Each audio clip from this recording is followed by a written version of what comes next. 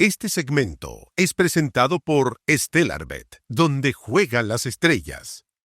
Tenemos conectada a Clarisa Hardy, analista política de vasta trayectoria, es ministra también, para analizar un poco estas primeras señales políticas que está realizando José Antonio Kast. Hablamos de este, ¿cierto? Este acuerdo firmado por los minerales estratégicos, que es algo bien complejo. Está esto que estuvo ayer en la cátedra Sebastián Piñera. Y finalmente algo que ha generado bastante polémica es que todavía el presidente Kast no tiene delegados provinciales y seremis. Y es curioso porque se supone que es el gobierno de emergencia, entonces no tenemos ningún seremi de seguridad instalado en el país. Está con harto pie izquierdo avanzando. No sé si me escucha Clarisa, si está conectada. Perfectamente. Hola, buen día. Hola, buen día. Queremos analizar estos ítems. Partamos por lo que estaba contando Camilo, que me parece que es de Sí, alta ¿cuál es relevancia. su primera lectura de estos primeros días de José Antonio Kast en el gobierno? ¿Tú me permites que una digresión, porque alcancé a escucharles al final algo sobre el Ministerio de la Mujer? Por favor. No podía dejar de mencionarlo, aun cuando no es parte de la agenda más coyuntural.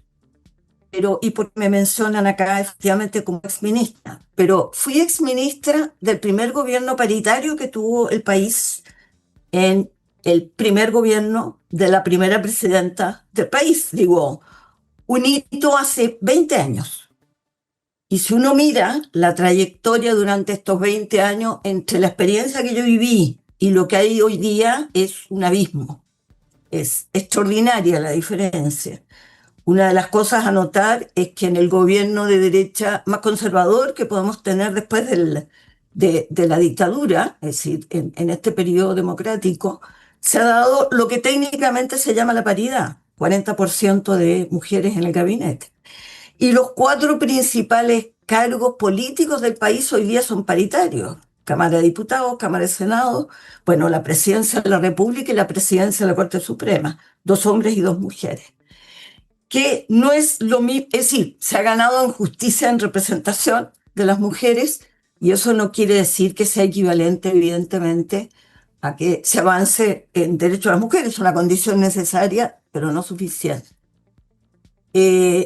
Y me vino a la mente esta reflexión, bueno, a raíz primero del gaffe cometido en el Ministerio de la Mujer, que uno diría que es de principiantes.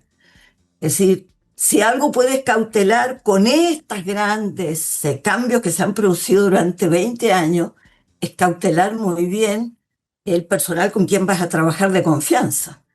Y si ya la ministra de la Mujer, que ha sido cuestionada por distintos movimientos feministas en su nombramiento, le agrega un error de esta envergadura, que tiene que bajar a su asesor jurídico, toda esta imagen que durante años se nos quiso poner en este periodo de que los gobiernos no son para principiantes y no para experimentar, sino que tiene que ser con quienes ya traen capacidades de gestión inmediata, se pone en cuestión. Y lo que ustedes mencionan ahora como pregunta, la ausencia de delegados presidenciales y de seremías importantes, es más, la ausencia de la descentralización como un concepto operativo de la gestión pública real.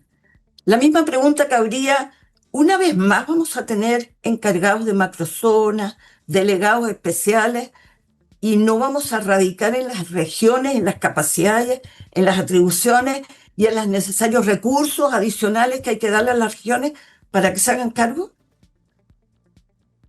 Es una buena pregunta, Clarisa. No sé qué perspectiva nos puede regalar respecto a lo que ha sucedido con el asunto de los indultos, en específico esta noticia que dice que el capitán del ejército José Santiago Fernández Sepúlveda sería el primer indultado por José Antonio Kast por un delito que provocó la muerte de una persona. ¿Hay algo ahí? ¿Qué mensaje nos está dando la administración? Bueno, no sería... Es decir, este es el tipo de iniciativas que no fueron parte de la campaña. Es decir, nosotros, los que hoy día constituye a la oposición, estábamos conscientes y lo dijimos. Lo que importa no es lo que se dice, sino lo que se omite. Esta es una de las cuestiones omitidas como parte de la promesa de campaña, no parte de lo que cree el presidente electo ni las fuerzas políticas que lo acompañan, porque es parte de su trayectoria. Sabíamos que esa es su vocación. No nos olvidemos que en su minuto ha sido defensor hasta de Krasnov. Así que es curioso, porque cuando hubo toda la polémica en el gobierno que acaba de dejar, el gobierno del presidente Boric, sobre los errores en los indultos, la gran pregunta era sobre la institución del indulto. Eso es lo que corresponde preguntarse. ¿Cuáles son los límites? ¿Cuáles son las prerrogativas? ¿Quiénes debieran ser siempre probables indultables? ¿Quiénes no? Y claramente eso desapareció de un debate de fondo. Y nuevamente se indulta de acuerdo a los sesgos de quien gobierna. Digamos, además, que esto es parte probablemente de una agenda omitida durante la campaña que va a ir apareciendo y frente a la cual probablemente tenemos que estar alerta. Todo lo que tenga que ver con derechos humanos, digamos las cosas como son, puede que no sean populares, pero tienen que ver con el gran reto humanitario que está viviendo no solo Chile, la humanidad. Cuando se empiezan a poner en cuestión o en duda los avances que hay en materias humanitarias, que ha sido la construcción desde la Segunda Guerra hasta acá, y que el nuevo orden internacional está poniendo en duda, la pregunta es si vamos a tener también puntas de lanza en América Latina en la misma dirección. Y volveremos nuevamente a la ley de la selva, a la ley del más fuerte.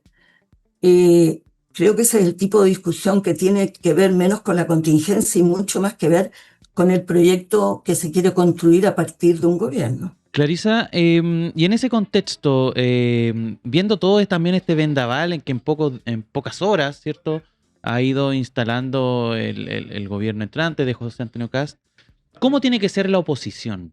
Porque lo que hemos visto hasta ahora también, sufrieron una derrota en la Cámara de Diputados, en la elección, ¿cierto?, de Pamela Giles como presidenta de la Cámara. Y finalmente quedó toda la plana del Congreso muy adscrita, ¿cierto?, al nuevo oficialismo. Y por otro lado también hay cierto ruido porque vemos a parlamentarios, por ejemplo, tal vez enfocados en cosas que pueden parecer nimiedades, ¿no? Este oficio, por ejemplo, a la primera dama porque estaba cocinando, ¿cierto?, sin guante y sin nada que le protegiera del pelo. Que puede ser importante y qué sé yo, pero no. Obviamente hay temas que resuenan mucho más, como esto de que estamos conversando, derecho humano, está el tema de este acuerdo con Estados Unidos por los minerales estratégicos. Entonces, quiero preguntarle qué rumbo, cuál sería su consejo o su recomendación a cómo debiese moverse la oposición en este gobierno.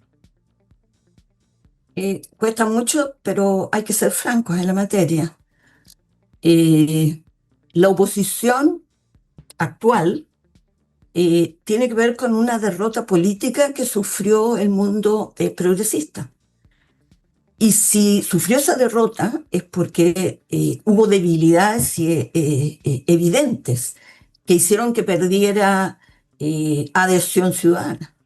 Y una adhesión ciudadana que le fue muy esquiva. Es decir, es indudable el triunfo electoral de las fuerzas actuales gobernantes.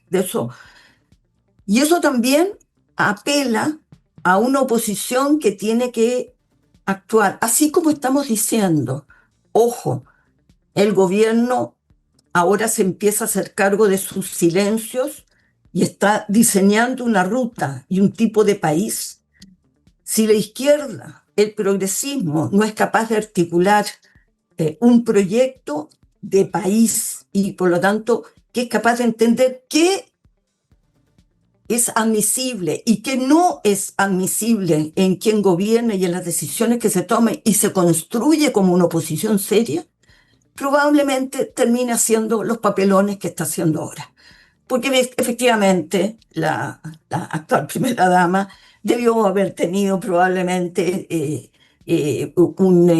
digamos, los protocolos sanitarios que indican, fue un gesto publicitario, digamos, de demostrar que una cierta horizontalidad impropia puede ser, pero absolutamente secundaria y relevante. Mire, para mí más relevante que el que omitió en ese minuto códigos sanitarios es que una vez más, ya que hablaron de la ministra de la Mujer, de alguna manera simbólicamente está reforzando lo que suele ser tradicionalmente adscrito al rol de las mujeres, atender y cuidar. Y en eso proyecta una imagen mucho más tradicional y más inquietante para quienes estamos pensando en los enormes cambios de estos 20 años. Pero creo que esta es una apelación a construirse como una oposición seria. Eso que se llama constructivo significa que tiene en la cabeza una construcción de país. No tiene al frente solamente un adversario.